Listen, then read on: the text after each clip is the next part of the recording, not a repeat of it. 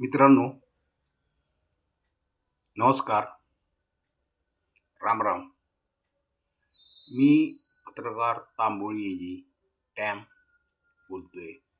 संपादक साप्ताहिक आक्रोशमंथन. मित्रांनो, सध्या इराण इस्रायल युद्ध सुरू आहे. त्याविषयी आपणास माहीत आहेच. पण लोक असं विचार करतात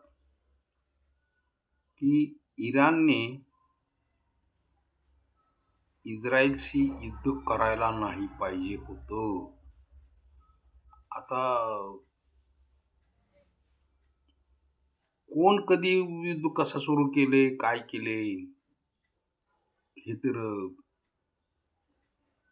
अभ्यासाचा विषय आहे. या सगळ्यांच्या पाठीमागं अमेरिका आहे का? तर आहेच म्हणतात लोक. मग हे अमेरिकेशी जे युद्ध झालं, मग अमेरिके एवढ्या बलाढ्य राष्ट्रासमोर इराण टिकू शकेल का? 2 दिवसाचं सगळं संपून जाईल वगैरे वगैरे. आणि गंमत अशी झाली की आज 5 दिवस तर होऊन गेले. कदाचित 7वा दिवस असेल हा. युद्ध तर चालू आहे असं म्हणतात. अजून त्याविषयीची काय बातम्या चालू आहेत. पण एक गोष्ट आहे, भारताच्या हिंदी महासागरात इराणचं जे जहाज, लष्करी जहाज आलेलं होतं, ते हल्ला करून संपवण्यात आलं, समुद्रात बुडवण्यात आलं. तर याच्याविषयी जगात आणि विशेषतः अरब राष्ट्रात उलटसुलट चर्चा चालू आहेत. कोण म्हणतं हे, कोण म्हणतं ते, कोण म्हणतं काय. पण इराणनं मात्र या गोष्टींचा अतिशय मनावर घेतल्यामुळं आपला भारत नक्की आता अलीकडे बोलू लागलाय की युद्ध करू नये वगैरे वगैरे, युद्ध कोणासाठी चांगलं नसतं वगैरे वगैरे. पण असं ठाम निर्णय की बाबा असं नाही करायला पाहिजे होतं, इराणी जहाज बुडवायला नाही पाहिजे. त्यात साधारणपणे 100 पर्यंत लोक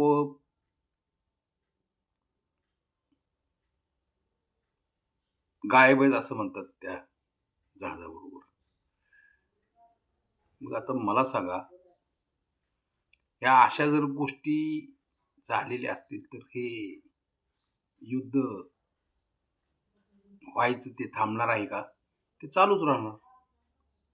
आता ते किती दिवस चालू राहील याची गॅरंटी नाही. मोठमोठ्या गप्पा मारलेल्या असतात इकडून पण आणि त्या अमेरिकेकडून पुसता. आम्ही सांगितलं म्हणजे कुठलंही युद्ध थांबतं, आम्ही सांगितलं म्हणजे युद्ध कुठलंही थांबवलं जाईल वगैरे वगैरे. अरे पण एकमेकांचा जर विश्वास तुटला तर तो पुन्हा विश्वास उभा करणं, जोडणं फार कठीण असतंय. आता याच्यात कोण काय सांगणार?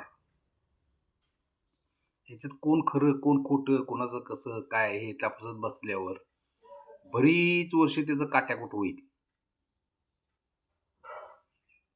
पण एक मध्यममार्गी विचार झाल्यास सध्याच्या काळात जगाला जागतिक युद्ध महाग पडेल. जागतिक युद्ध करणं महाग पडेल. त्या युद्धाचा परिणाम आतापासूनच जाणवू लागलेला आहे. त्या तिकडच्या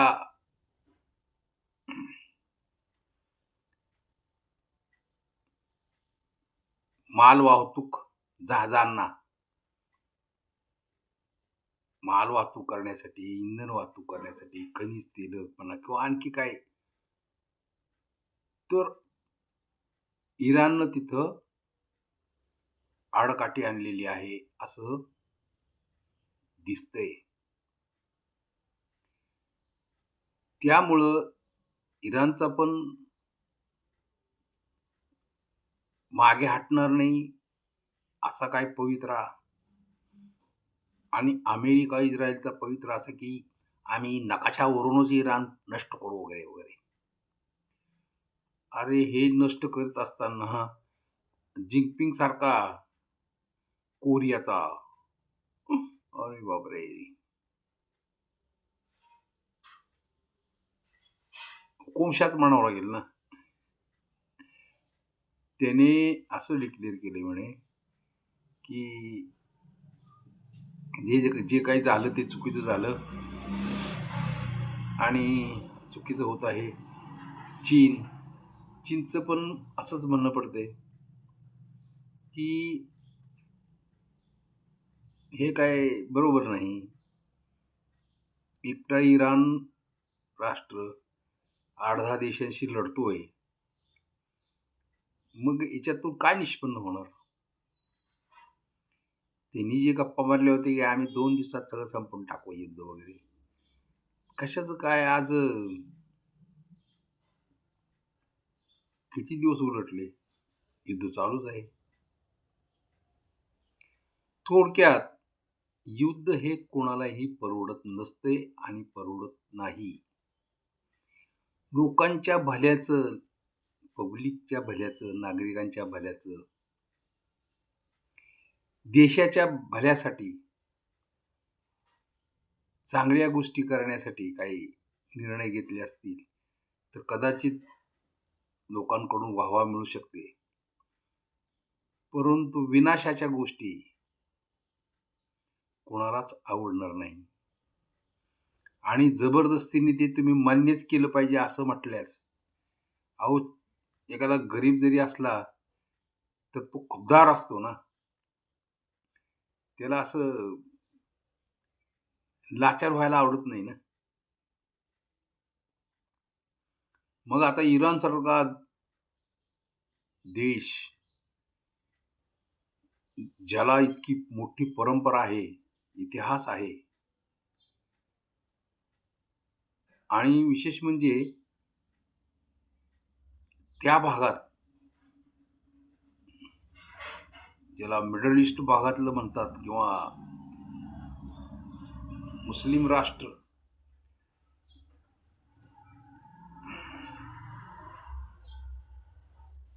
फार पूर्वीपासून इराण हा देश फॉरवर्ड समजला जातो, म्हणजे आधुनिक विचारसरणीचा असा समजला जातो. परंतु अली खोमेनी यांच्या काळात इराण खूपच बदलला असं इस्रायल आणि अमेरिकेला वाटतं. म्हणजे काय की त्यांच्या विचारसरणीप्रमाणे इराण चालत नाही.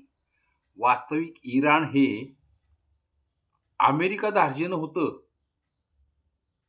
आणि तिथलं जे पाहिलं तर जरी तिथं शियापंथी मुस्लिम लोक मेजॉरिटीने खूप असले तरी वेगवेगळे असे पंथ आहेत, समाज आहेत, त्याच्यातील बरेचसे लोक अमेरिकन विचारधारणीचे होते. पण आजकाल जे काही चाललंय ते काही लोकांना पटत नाही ना. आता तर काय फारच मोठी चूक करून ठेवलेली आहे. अली खोमेनी साहेबांचं निधन झाल्यापासून इराण तसुभरीही मागे हटणार नाही असं दिसतंय. आणि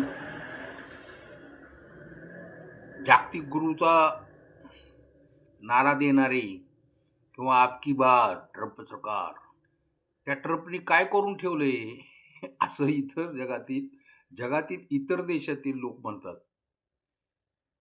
ह्या ट्रम्पचं करायचं काय? कसं समजून सांगायचं? काय सांगायचं? बरं, ते समजून सांगणे पलीकडचं आहे. तोच जर म्हणत असेल, की आय एम द ग्रेट, म्हणजे आपलीच पाठ आपण थोपटण्यासारखं झालं का नाही?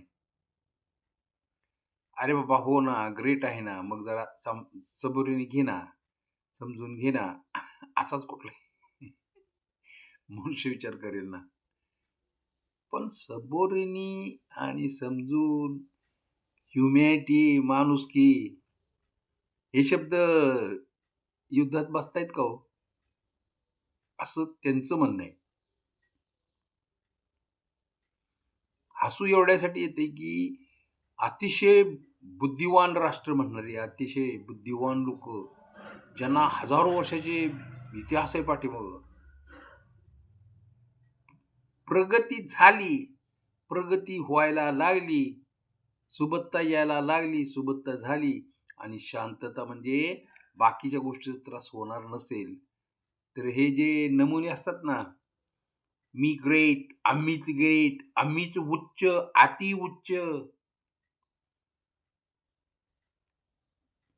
वो खुजली कभी किसी को खामोश बैठने नहीं देती, असं एक हिंदीत म्हण आहे. आणि मग ते दुजाभाव करत असतात. त्यांना हजारो वर्षाची परंपरा आहे. ती पटकन लवकर मिटणार नाही. कुठं काही झालं तरी शेवटी ते तिथंच येणार फिरून. आणि आपण म्हणजे हे, आपण म्हणजे असं, आपण म्हणजे तसं, हा जो प्रकार आहे याच्यातच तेरी भी नहीं, मेरी भी नहीं, तुला नाही, मला नाही, घाल कुत्र्याला असं म्हणायची पाळी येते. म्हणजे कुठल्याच माणसाला काही, कुठल्याच देशातल्या माणसाला म्हणजे काही मिळणार नाही. पण ते मनुष्य एक त्याचं जीवन सुखकर व्हावं, शांततामय तिने प्रगती करावी, याच्यासाठी चाललेले खटाटोप असतात ना, ते अक्षरशः मातीमोल होऊन पडतात. मग आता याच्यावर काय उपाय आहे? उपाय एकच आहे. युद्धामुळे कोणाचंही भलं झालं नाही. युद्धामुळे कोणाचंही बरं होणार नाही. युद्ध करण्यापेक्षा एका टेबलवर बसून, समोरासमोर बसून त्याच्यावर तोडगा काढावा, चांगले निर्णय घ्यावेत आणि जगाच्या पाठीवर त्यांना जी चिंता लागलेली अति लोकसंख्या झाली, तर ही लोकसंख्या कमी करण्यासाठी हे यांचे असे असे धंदे चालू आहेत का? असंही विचारणारे आहेत. हं. मनुष्य काय आहे, मनुष्याची बुद्धी कशी चालेल हे सांगता येणं कठीण. युद्ध नकोच म्हणून ते अमेरिकेत मोर्चे वगैरे काढतायत. तुम्हाला काय वाटतं मित्रांनो? याच्यातून काही तोडगा निघू शकेल? पण युद्धामुळे कोणाचंही चांगलं झालं नाही आणि कोणाचंही बरं होणार नाही, एवढं मात्र निश्चित. अच्छा, परत भेटूया. नमस्कार.